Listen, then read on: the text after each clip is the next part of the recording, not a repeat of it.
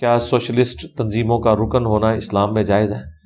ہماری جتنی بھی یہاں پہ پولیٹیکل جماعتیں ہیں نا، سب کی کوئی نہ کوئی ایک ویژن تو ہے نا. جس طرح نون لیگ ہے، یہ کیپٹلزم کی طرف مائل ہے. ظاہر دنیا میں معیشت کے نظام ہے، اور جو پیپلز پارٹی ہے وہ سوشلزم کی طرف مائل ہے، لیکن اس کو انہوں نے ماڈیفائی کیا ہوا ہے. ظاہر ہے سوشلزم سے مراد کوئی ڈینائل آف گاڈ نہیں ہے، یہ معاشی نظام ہے جس کی اپنی خوبیاں بھی ہیں اور خامیاں بھی ہیں. کیپٹلزم کی اپنی خوبیاں بھی ہیں، خامیاں بھی ہیں. اسلام ان دونوں کے درمیان ہے.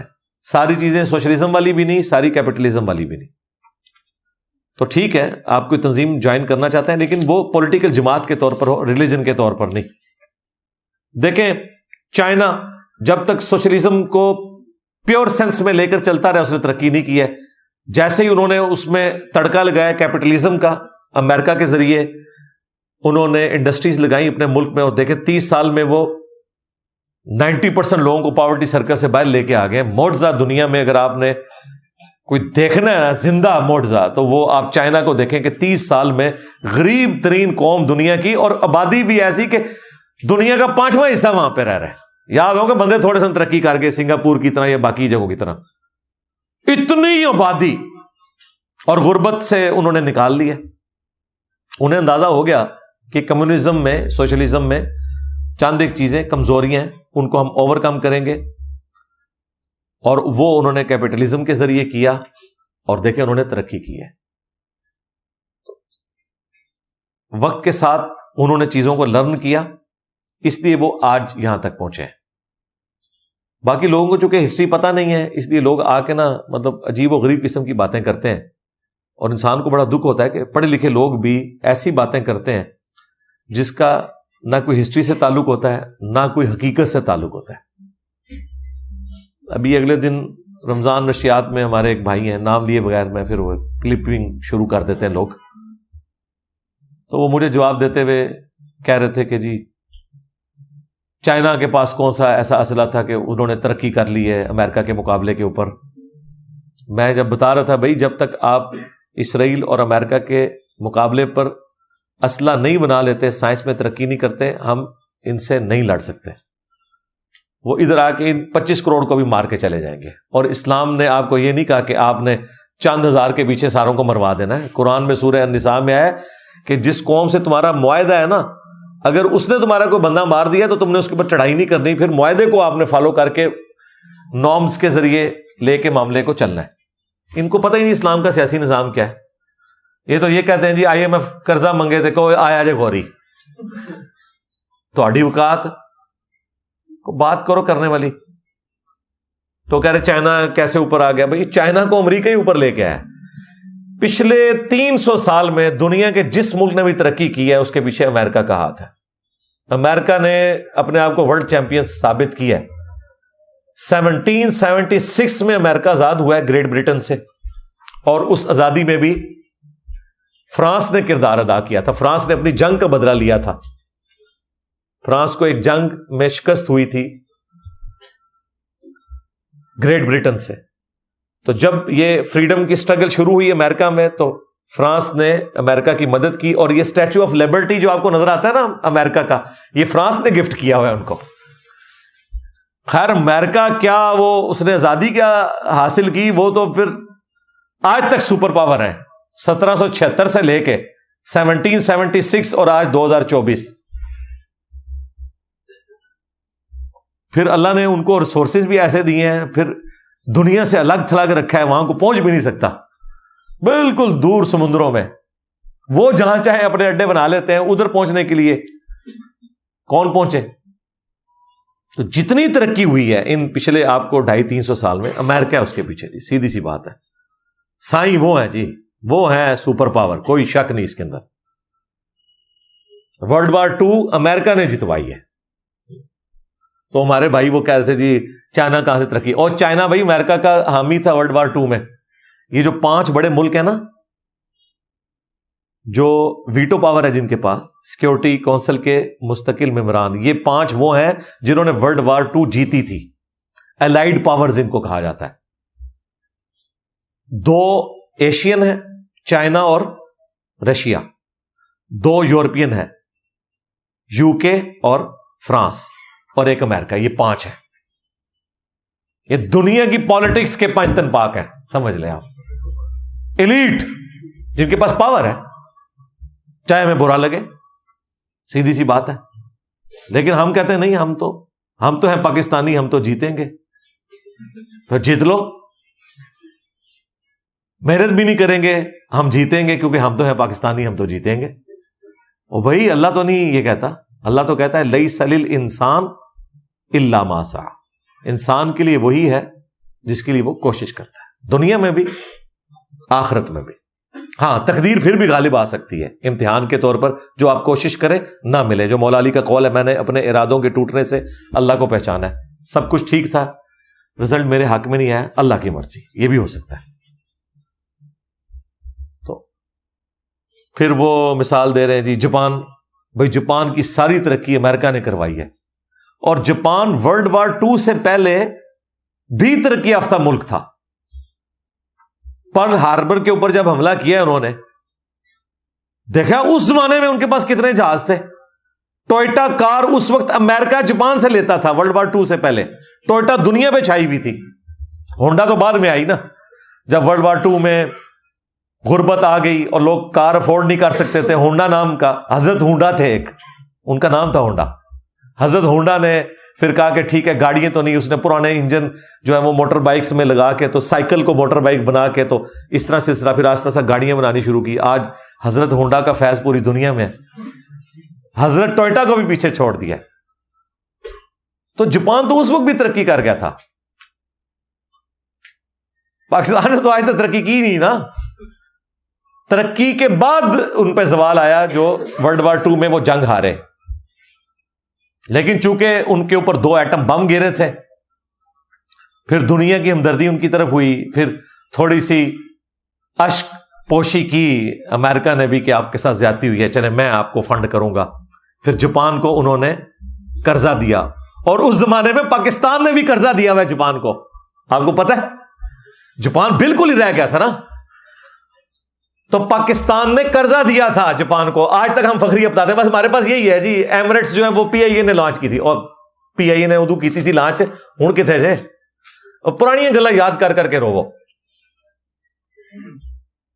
تو جاپان میں ساری انویسٹمنٹ امریکہ نے کی، کرتے کرتے ترقی کر کے آج امریکہ کو پیچھے چھوڑ گئے ہیں وہ ٹیکنالوجی میں. تو بھائی وہی ہیں غوث وقت امریکہ ہے. ہاں، پالیٹکس کا. جرمنی، اللہ کے بندو، جرمنی تو دنیا میں ماڈرن جتنی بھی انوینشنز ہیں ان کے پیچھے جرمنی ہے. خواہ وہ کیمسٹری کی فیلڈ میں ہو، میکینیکل کی فیلڈ میں ہو، ایٹامک انرجی کی فیلڈ میں ہو، اسپیس کی فیلڈ میں، سب کچھ جرمنی ٹاپ کے اوپر تھا. آئنسٹائن کہاں سے تھا؟ جرمنی سے تھا. امریکہ نے کتنے سائنٹسٹ، امریکہ اور رشیا نے جرمن کے لیے تھے. اس لیے تو ہٹلر نے پوری دنیا کو آگے لگا لیا تھا. ان کی جو فضائیہ اس وقت کدھر پہنچی ہوئی تھی، تو ٹیکنالوجی تھی جرمنی کے پاس. ورلڈ وار 2 میں وہ اپنی غلط پالیسیز کی وجہ سے ہار گئے. تو پھر جرمنی کا جو وزیر اعظم اس وقت بنا تھا، اس نے سب سے پہلے یورپ سے معافی مانگی، امریکہ سے جا کے معافی مانگی کہ یہ کھر دماغ ہمارے پہ مسلط ہوا تھا ہٹلر، اس کے گناہوں کی سزا ہماری عوام کو نہ دے. ہم اکٹھے رہتے ہیں، صلح کر کے آگے چلیں گے، ہمارے ساتھ دوستی کریں. یورپین نے کہا ٹھیک ہے جی، دوستی کریں گے، آپ کو قرضے بھی دیں گے. امریکہ نے آ کے جرمنی میں انڈسٹریز لگائی ہیں. آج دنیا میں 5 ٹاپ کے ملکوں میں جو اکانومی ہے اس میں جرمنی آ گیا. پیچھے کون ہے؟ غوث وقت امریکہ. اسرائیل کے پیچھے کون؟ غوث وقت امریکہ. اور آپ کہتے ہیں کہ جی ایبسولوٹلی ناٹ، اور نہ سو تہاڈی اوقات، ایبسولوٹلی ناٹ.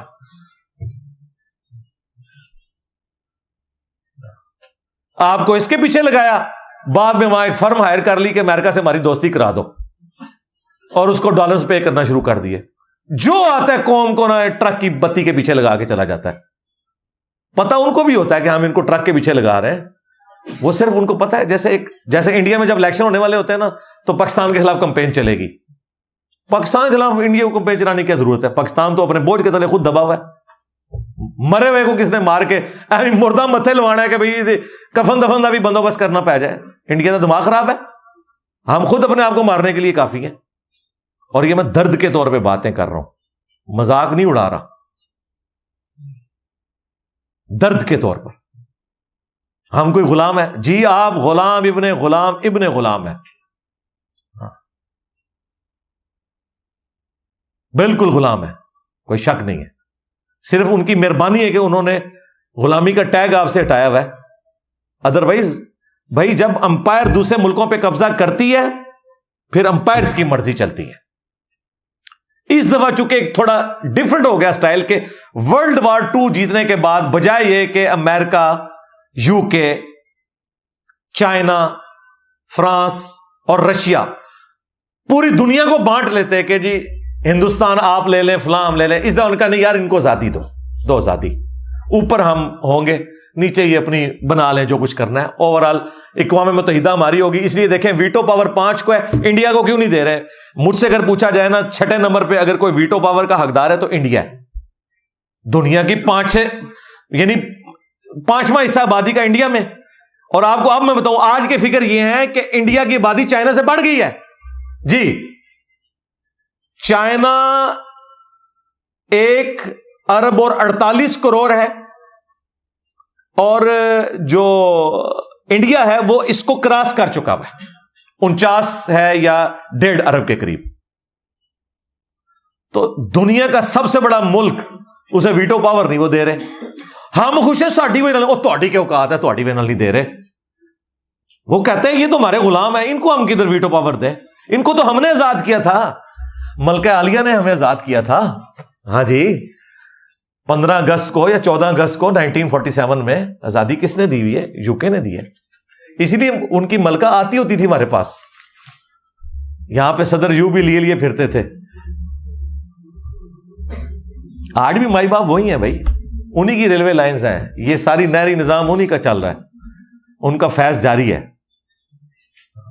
تو وہ رائٹ رکھتے ہیں دنیا کو رول کریں. انہوں نے ارن کی ہے یہ پاور, دنیا کو شکست دے کے آج وہ اوپر بیٹھے ہوئے.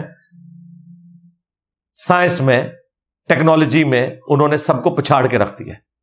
تو چونکہ ورلڈ وار 2 کے بعد اب قوموں یعنی نیشنز کی بنیاد کے اوپر ملک بنے ہیں, اس لیے انہوں نے اوورال پاور اپنے پاس رکھی ہوئی ہے. کسی کو ویٹو پاور نہیں دیں گے, یہ ذہن میں رکھیے گا.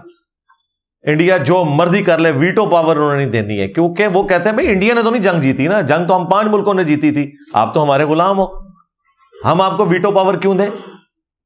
ایسے نہیں ہوگا. ہاں مستقبل میں کبھی انصاف پر آ گئے تو یقیناً حق بنتا ہے, جو دنیا میں سب سے بڑی اس وقت آبادی کے لحاظ سے بھی اور اکانومی میں بھی اوپر جا رہا ہے, ان کا رائٹ بنتا ہے, اور کئی ملکوں کا رائٹ بنتا ہے. ہم تو بہت نیچے آتے ہیں بھائی, سیدھی سی بات ہے.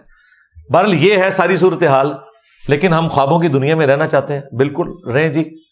نوجوانوں کو آپ ان کا ذہن خراب کریں تاکہ وہ جا کے KFC اور میکڈونلڈ کو جا کے توڑیں, ان کے ابے ان کی ضمانتیں کراتے پھریں, پوری زندگی کے لیے ان پہ FIR کٹ جائے, وہ کوئی سرکاری نوکری نہ کر سکیں, باہر کے ملک جانا ہو ان کا کریکٹر سرٹیفکیٹ نہ بن سکے. اور یہ وہ لوگ صوفوں میں بیٹھ کے آپ کو درس دے رہے ہیں جنہوں نے اپنی لائف گزار لی ہوئی ہے, جن کے پاس ریسورسز ہیں, جو لیکچرز دینے کے بھی پیسے لیتے ہیں اور اس کی بنیاد پہ وہ اپنے بجلی کے بل ادا کر سکتے ہیں, اپنے بچوں کا خرچہ اٹھا سکتے ہیں. ہاں لوگوں کے بچوں کو ورگلا رہے ہیں کہ آپ لوگ یہ کر دو جی. وہ دیکھیں وہ KFC جو یہ میرپور میں توڑا ہے, نعرے ایسے مارے جسے پتہ نہیں انہوں نے کیا کر لیا ہے, امریکہ کو فتح کر لیا ہے. وہ پان دیتا ہے, اپنا سر پان لیا جائے.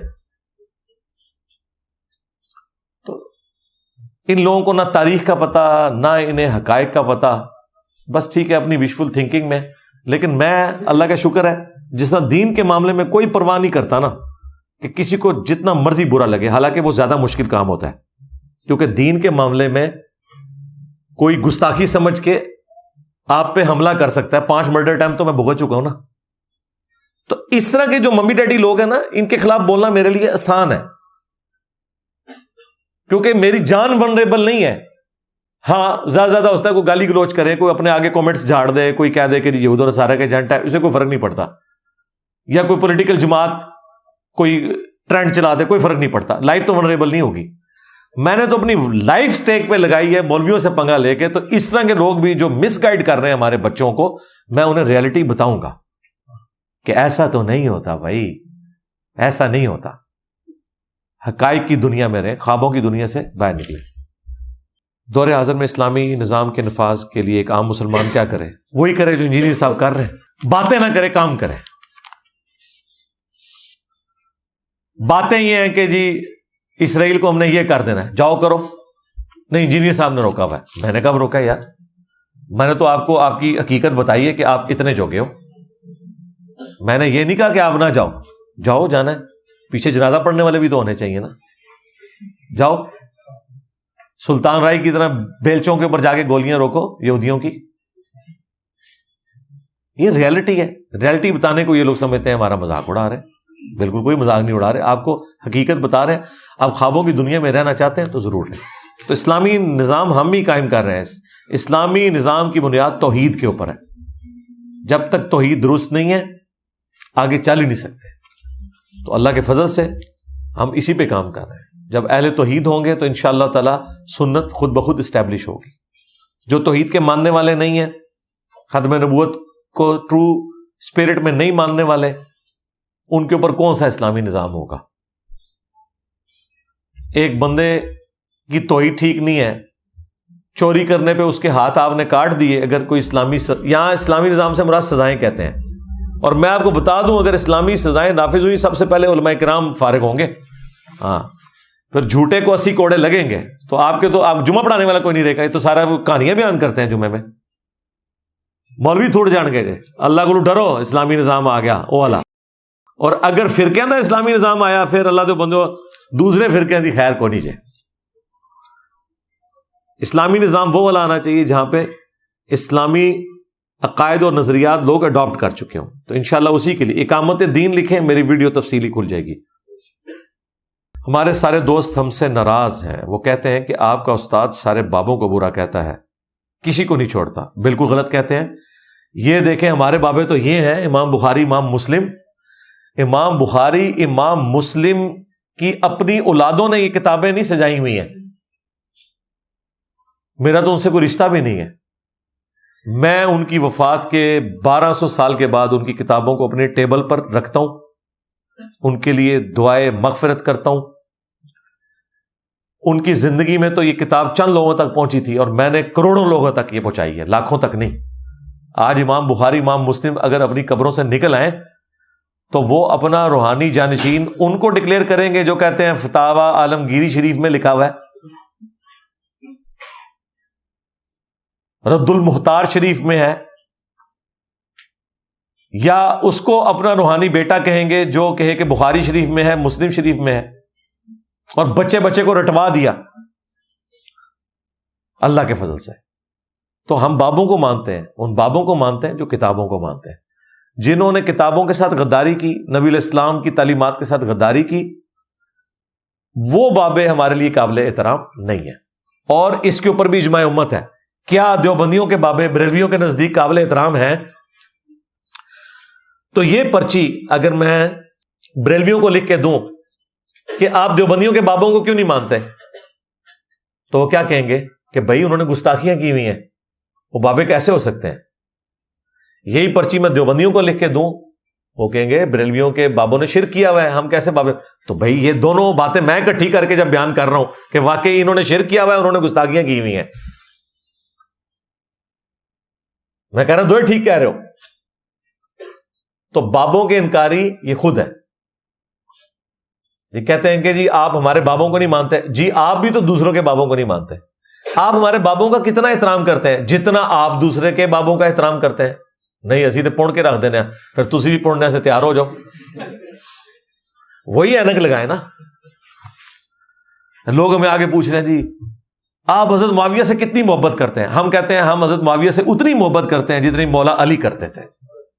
ہائے ہائے کیسا چھکا ہے. لے جاؤ مرے ہوئے ناسبی بھی قبراں تو کٹ لو تو قیامت تک جتنی تہاڈی اولاداں آنیاں نے، قیامت تک تے نہیں آنیاں. امام مہدی دے آندے ساری ناسبیت مک جانی ہے. انہوں نے سیاست معاویہ زندہ باد نہیں کہنا، انہوں نے خلافت راشدہ حق 4 یار کہنا ہے انشاءاللہ. تو دیکھو کیسا جواب دیا ہے میں نے. ہم حضرت معاویہ سے، حضرت عمر بن عاص سے، مغیرہ ابن شعبہ رضی اللہ عنہم اجمعین سے اتنی ہی محبت کرتے ہیں جتنی حضرت علی ان سے کرتے تھے. اور حضرت علی نے ان کے ساتھ کیا کیا ہے وہ آپ کو ہم نے بتایا ہوا ہے، قنوت نازلہ پڑی ہوئی ہے. تو کریں پھر ہم اتنی محبت. ہم نے تو ہاتھ اولا رکھا ہوا ہے، ہم نہیں قنوت نازلہ پڑھ رہے. حضرت علی نے تلوار اٹھائی ہوئی ہے، ہم صرف زبان کھول رہے ہیں. تو جتنی حضرت علی ان سے محبت کرتے تھے نا، ہم نے حضرت علی سے بڑھ کے ان سے محبت کرنی شروع کر دی. اللہ تعالیٰ اس غلطی پہ ہمیں معاف کرے، کیونکہ یہ میں نے جو آپ کو کمپیریزن کرایا اس میں تو میں پھنستا ہوا نظر آ رہا ہوں. باقی آج بھی میں نے ڈسکس کر لیا ہے کہ بابوں کی مٹی پلید کرائی ہے ان لوگوں نے خود. اب مجھے بتائیں، میرے سامنے وہ لوگ ہیں جو چشتی رسول اللہ، شبلی رسول اللہ کا دفاع کر رہے ہیں، میں کیا کروں؟ میں تو محمد رسول اللہ کا ماننے والا ہوں. اب یہ کہہ رہے ہیں کتابیں بدل گئی ہیں. کتابیں تو نہیں بدلی، تم نے مناظرے کیے ہوئے. شبلی بولے اس طرح پڑھ، لا الہ الا اللہ شبلی رسول اللہ. اور ختم نبوت کے ڈاکوؤں، شبلی کو رسول بنانے والوں، لا الہ الا اللہ چشتی رسول اللہ، لا الہ الا اللہ شبلی رسول اللہ. انہوں نے پھر پڑھا لا الہ الا اللہ شبلی رسول اللہ. اب بات یہ، انہوں نے شبلی کو کیا کہا؟ کون ہے؟ کافر ہے. ان کے علماء نے لکھا شبلی نے جتنی باتیں کی حالت سکر اور مستی میں کی، خبردار زینہار ہرگز ایسے صوفیاء کے بارے میں زبان نہ کھولنا. تم بکی جا رہے ہو، تمہارے کافر کہہ رہے ہیں نہ کھولنا، تم بکی جا رہے ہو. خبردار زینہار ہرگز ایسے صوفیاء کے بارے میں زبان نہ کھولنا. تم بکی جا رہے ہو، تمہارے کافر کہہ رہے ہیں نہ کھولنا، تم بکی جا رہے ہو. خواجہ نے کیا فرمایا؟ سنو کہ میں کون ہوں اور کیا ہوں. محمد الرسول اللہ صلی اللہ علیہ وسلم کے دربار کے کمینے غلاموں میں سے ایک ہوں، کمینے غلاموں میں سے ایک ہوں، کمینے غلاموں میں سے ایک ہوں. ان کتابوں کی کمائیاں آج تک تم کھا رہے ہو، آرام کھا رہے ہو. تو یہ میرے ایمان کا تقاضا ہے کہ میں آپ کے بابوں کو غلط کہوں. رہے وہ بابے جو خود ٹھیک تھے، ان کی طرف کوئی غلط بات منسوب ہو گئی، ان کا ہم دفاع کریں گے. اور وہ ڈیفینیٹلی اگر کوئی بابے ہیں نا تو صحابہ اور اہل بیت ہیں علیہم السلام اجمعین. ان کے بعد وہ تابعین، تبع تابعین جن کی عظمت کے اوپر اتفاق ہے، جہاں پہ دو رائے موجود ہیں ان کی بات نہ کریں. جس طرح امام بخاری، امام مسلم ہے، ان کی عظمت کے اوپر اتفاق ہے، یہ ہمارے بابے ہیں، ہم ان کا دفاع بھی کرتے ہیں. جب آپ ان کی طرف جھوٹ منسوب کرتے ہیں ہم کہتے ہیں نہیں ایسا نہیں ہے. لیکن آپ کے جو بابے ہیں نا، ان سے جو کچھ ملتا ہے 99% گند ہی ملتا ہے. اب 1% اگر کوئی اچھائی نکل آئی ہے اس کی وجہ سے میں ان کے گند کو اپنے اوپر کیوں سوار کر لوں؟ انجینئر صاحب گندی مکھی ہیں، جا کے گند پہ بیٹھتے ہیں. بالکل، یہ گند پھیلایا کس نے؟ بابوں نے.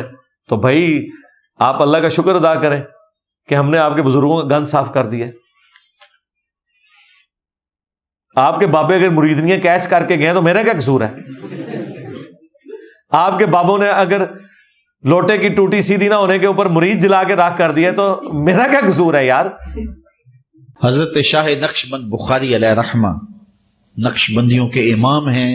آپ کابل میں تشریف لائے تو بادشاہ کے گھر میں کام کرنے والی ایک خاتون آپ سے روحانی نسبت قائم کر لیتی ہے. جو اس کی ہم منصب تھیں انہوں نے اس سے حسد کیا اور بادشاہ کے گھر کا زیور چوری کر کے اس پر الزام دھر دیا اور گواہیاں بھی دے دی. بادشاہ کو بڑا غصہ آیا. اس نے کوئی بات سنے بغیر کہا کہ اس کو لے جاؤ اور محل کی چھت سے اوپر گرا دو. خیر اس کو چھت پہ لے گئے. جب پھینکنے لگے تو اس کے دل میں خیال آیا، وہ کسی نے بتایا تھا کہ اوکھے ویلے بزرگ کام آتے ہیں، تو اس سے بڑھ کر اوکھا ویلا ہو کیا سکتا ہے. تو اس نے بخارے کی طرف منہ کر کے کہا، شیئا للہ چو گدائے مستمند المدد خواہم ز شاہ نقش بند. اور اتنے میں جلاد نے پیچھے سے دھکا دے دیا. جب وہ نیچے گئی تو حضرت شاہ نقشبند بخاری نے پکڑ کے آرام سے زمین پہ رکھ دیا.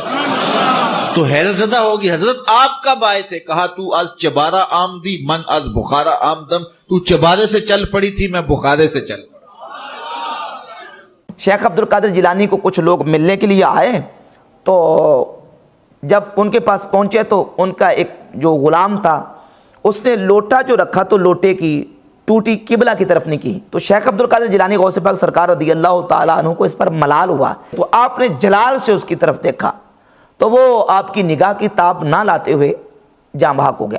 اور یہ وہ واقعات ہیں جو یہ فخریہ بیان کرتے ہیں, ان کو یہ بھی نہیں کہتے تبدیل ہوئے. میں ذہن میں رکھیے گا, ہم دین اہل بیت سے کیوں نہیں لیتے, بخاری مسلم سے کیوں لیتے ہیں؟ جی ہم دین نہ بخاری مسلم سے لے رہے ہیں نہ شیعہ کتابوں سے, ہم دین لے رہے ہیں قرآن سے. اب مجھے بتائیں, اگر کوئی شخص اہل بیت کی طرف ایسے عقیدے منسوب کر دے جو قرآن کے خلاف ہیں, تو امام جعفر صادق کا خود قول ہے کہ ہمارا بھی کوئی قول تمہیں قرآن کے خلاف ملے تو اسے چھوڑ دو. تو ہم اہل بیت سے ہی لے رہے ہیں نا دین. عقیدے تو سارے قرآن میں ہیں, وہ اصول الکافی اور بخاری مسلم سے تو نہیں عقیدے آتے. یہ تو مسائل کے لیے, اعمال کے لیے آپ نچلی کتابوں میں جاتے ہیں اور وہاں پہ بھی کوئی زیادہ اختلاف نہیں ہے. میں نے تو سنی شیعہ کی نماز ثابت کر دیا ایک جیسی ہے, تو سب سے بڑی چیز نماز ہی تھی نا, باقی تو چھوٹی چیزیں نے. شیعہ بھی حج کے لیے وہیں جاتے ہیں, مکہ مدینہ ہی جاتے ہیں, سنی بھی وہیں جاتے ہیں. چند ایک چیزوں میں چھوٹا سا کوئی اگر اختلاف ہے وہ سنیوں کے ہاں بھی ہے, چاروں فقہوں میں اختلاف موجود ہے, اس سے کوئی فرق نہیں پڑتا. بالکل جی, اہل بیت سے لیا ہے. اہل بیت نے ہمیں سکھایا ہے کہ آپ نے اللہ ہی کو پکارنا ہے. تو دیکھ لیں, اہل بیت نے کہیں نہیں کہا کہ ہمارے دنیا سے جانے کے بعد آپ نے ہمیں مدد کے لیے پکارنا ہے. اسلام میں خوابوں کی اہمیت کیا ہے؟ وہی کا سلسلہ ختم ہو چکا, تو اب قیامت تک لوگوں کو خواب سے گائیڈ کیا جائے گا. خواب سے گائیڈ کیا جائے گا بشارت کے طور پر. اس میں الفاظ ہیں مبشرات, باقی ہیں خوشخبریاں, کہ کسی کو خوشخبری دے دی جائے کہ تیرے گھر اولاد ہو جائے گی, اور اگر نہیں ہوئی ہے تو یقیناً وہ خواب اس کے ذہن کا تخیل تھا, اور اگر ہو گئی ہے تو یقیناً وہ اللہ کی طرف سے تھا. یعنی جب تک ہو نہ جائے کوئی بتا نہیں سکتا.